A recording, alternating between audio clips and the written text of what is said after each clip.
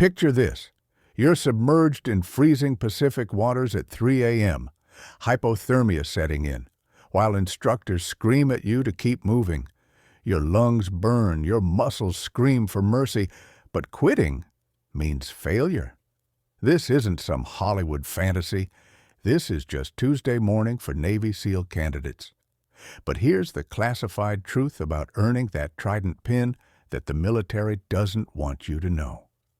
The first one shocking fact that will blow your mind. Becoming a Navy SEAL is statistically harder than becoming a brain surgeon, an astronaut, or even getting into Harvard Medical School. We're talking about a 20% success rate, and that's just for people who are already elite military personnel. But here's the part that's absolutely insane. Before we reveal the classified secrets that most people never hear about, smash that subscribe button, because what I'm about to tell you will change everything you thought you knew about human limits. Let me tell you about Seaman Johnson, not his real name, but his story is 100% true. This guy was a college football star, could bench press 350 pounds, and ran marathons for fun. He lasted exactly 72 hours in SEAL training before he rang the bell and quit forever. Why? Because physical strength means absolutely nothing when your mind breaks. The second one truth that the instructors revealed to me in an exclusive interview. They're not looking for the strongest candidates. They're hunting for the ones who are literally too stubborn to die. And the psychological torture they use to find these people is beyond anything you can imagine. Here's what happens during the infamous drown-proofing test that breaks 40% of candidates on the spot. Your hands and feet are tied together, and you're thrown into a 12-foot deep pool. You must survive for 20 minutes, bobbing, floating, and even retrieving objects from the bottom with your teeth. One wrong move, and you're dead. But here's the twisted part. The instructors are watching for something specific. They want to see who panics and who stays calm when facing actual death. Because in real missions, SEALs regularly face situations where panic equals mission failure and dead teammates. The third one classified detail that former instructors leak. During Hell Week, they deliberately create scenarios designed to make you hallucinate. After 120 hours with only 4 hours of total sleep, candidates start seeing things that aren't there. One guy famously had a full conversation with a cactus thinking it was his drill instructor. But here's what's absolutely mind-blowing. This isn't accidental.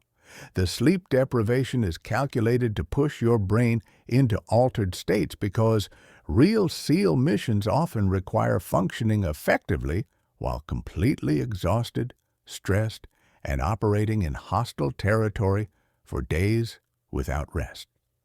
Let me share something that will shock you. The famous actor who played a SEAL in multiple Hollywood movies actually attempted real SEAL training for research. He quit after 6 hours. 6 hours. The same guy who does his own stunts and talks about being tough couldn't handle a single morning of actual SEAL training. The fourth one secret that changes everything, the academic requirements are harder than most college degrees. SEALs must master advanced calculus for underwater navigation, learn multiple foreign languages fluently, memorize international law, and understand complex geopolitical situations that could trigger World War III. Think I'm exaggerating? Here's a real example. SEAL Team 6 operators who eliminated Osama bin Laden spent 2 years studying Pakistani culture, learning local dialects, and memorizing the architectural details of the compound. One small mistake, mispronouncing a single word or not understanding a cultural gesture, could have blown the entire mission and started an international incident. But here's where it gets absolutely insane. The fifth one truth that will make you question everything. The training never actually ends, even after 20 years of service. I interviewed a veteran SEAL who told me he's still learning new skills at age 45. Last month, he was studying cyber warfare. Next month, he's learning advanced medical procedures. The week after that, he's mastering a new foreign language. Why? Because modern SEAL missions are so complex that they make James Bond movies look like children's cartoons. These guys might need to hack enemy computer systems, perform emergency surgery on teammates, or blend into foreign societies where one wrong move means torture and death.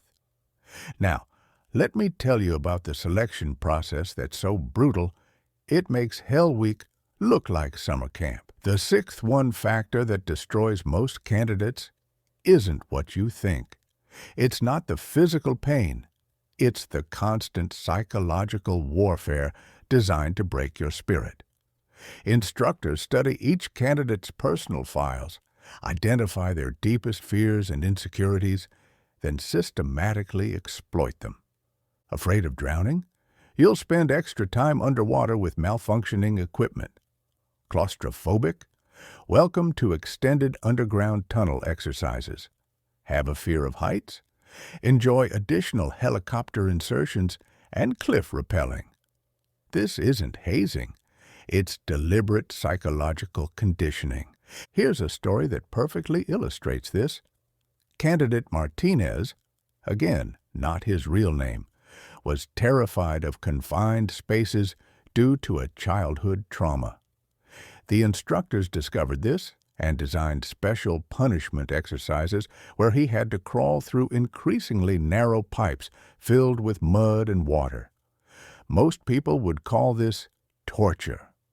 The instructors called it therapeutic exposure therapy. The result?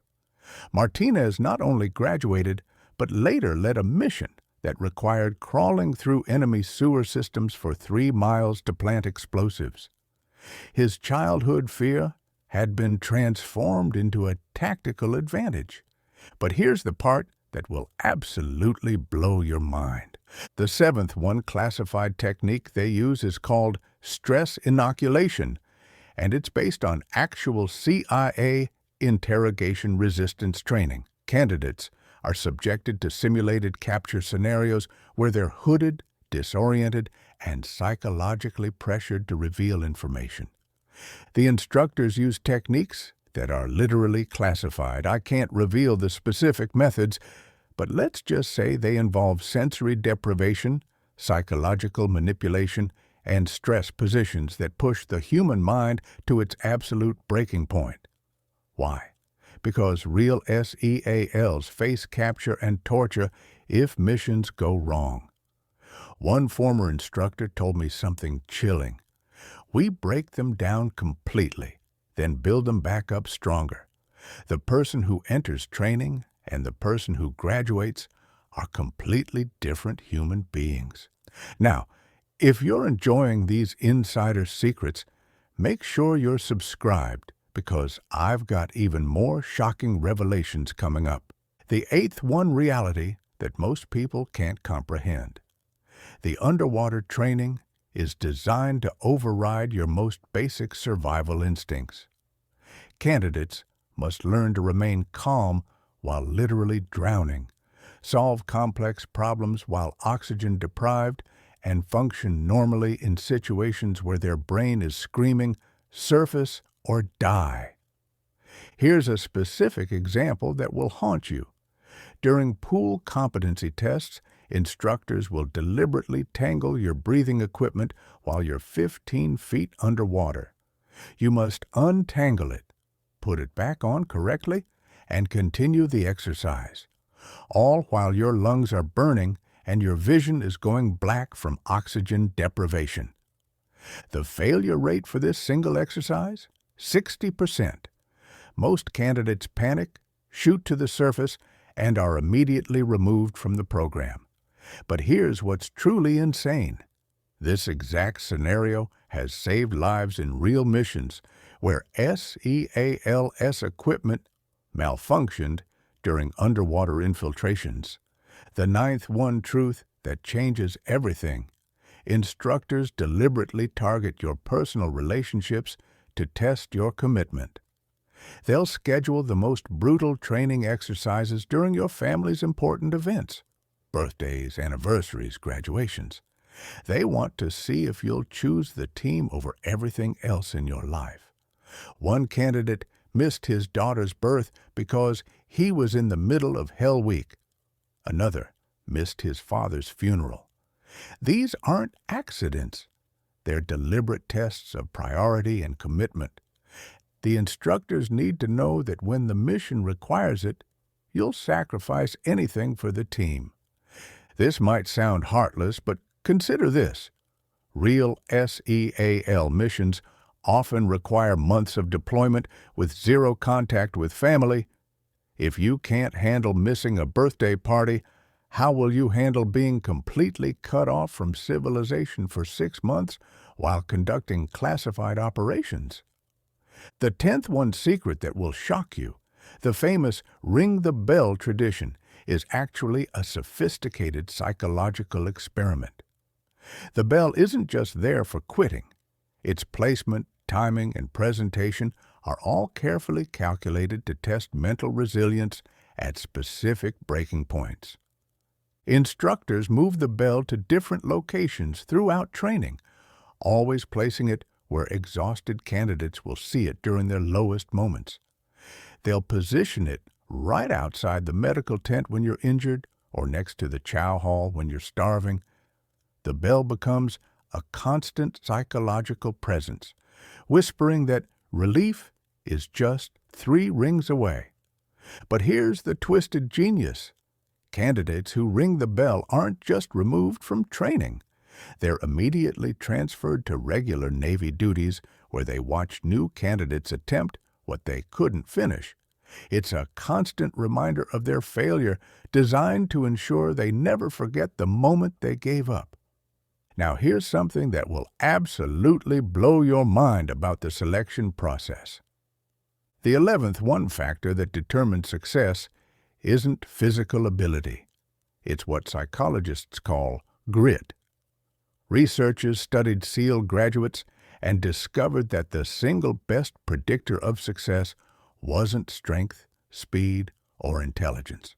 It was the ability to maintain effort and interest despite failures, adversity, and plateaus in progress. They found candidates who scored highest on grit assessments were 60% more likely to graduate, regardless of their physical fitness scores. This discovery revolutionized how the military thinks about selection and training for elite units. But here's what's truly fascinating. This same grit factor predicts success in civilian life too. SEAL graduates have a 95% success rate in post-military careers, whether they become CEOs, entrepreneurs, or professionals. The training literally rewires their brains for success. The 12th one classified detail about advanced training will shock you. After graduating basic SEAL training, new operators enter a phase so intense and secretive that even their families don't know what they're learning. This advanced training can last up to 2 years and covers skills that sound like science fiction. Some SEALs learn to pilot experimental aircraft that don't officially exist. Others master cyber warfare techniques that could shut down entire countries' power grids. Still others develop expertise in biological and chemical weapons that are so classified, even mentioning their existence could land you in federal prison. One former SEAL told me he spent 6 months learning to speak Mandarin Chinese so fluently that he could pass as a native speaker. Then another 6 months studying Chinese culture so thoroughly that he could blend into Beijing society undetected. His mission? Classified. His success? Let's just say certain Chinese military installations experienced technical difficulties that year. The 13th one truth about SEAL operations that Hollywood gets completely wrong. Real missions involve months of preparation for minutes of action. A typical hostage rescue might require 6 months of intelligence gathering, detailed planning, and rehearsal for a 20-minute operation. Teams build exact replicas of target buildings, study satellite imagery for weeks, and rehearse every possible scenario until they can execute the mission blindfolded. They plan for contingencies that most people would never consider. What if the hostages are moved? What if the building layout is different? What if local police arrive during the operation? This meticulous preparation is why SEAL missions have such high success rates. When they finally execute, every possible variable has been considered and planned for. But even with perfect preparation, things still go wrong.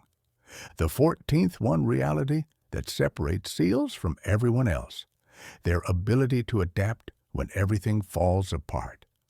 Military strategists say no plan survives contact with the enemy, and SEAL training emphasizes this brutal truth through constant scenario changes and unexpected complications. Here's a real example. During the Bin Laden raid, one of the helicopters crashed during insertion. In seconds, the entire mission plan became worthless. But the SEALs adapted instantly, modified their tactics, and still accomplished the objective.